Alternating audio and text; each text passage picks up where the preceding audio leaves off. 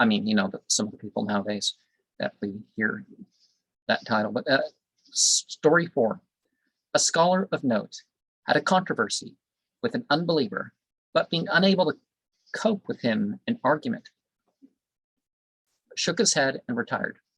Someone asked him how it came to pass that, with all his eloquence and learning, he had been unable to vanquish an irreligious man. He replied, my learning is in the Quran, in tradition, and in the sayings of sheikhs, which he neither believes in nor listens to.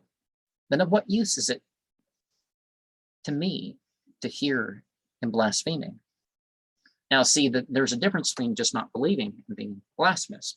But so I'm not sure what they're translating here. But see, the tradition, generally, when people say the tradition, they mean what the prophet has said.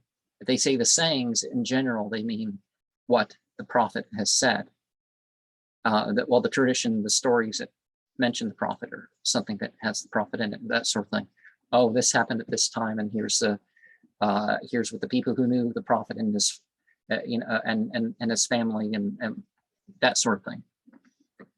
To him of whom thou canst not rid thyself of the Quran and tradition, the best reply is, if thou dost not reply anything. Now, but a lot of what people say are hadith and sunnah are not the prophetic instances, not even attributed that way. And it's important to distinguish between what the sheikhs and mystics and artists and stuff like this have to say. Because it's important, the elaboration and continuing use of the material. It's just not all obliged on us in one way or another.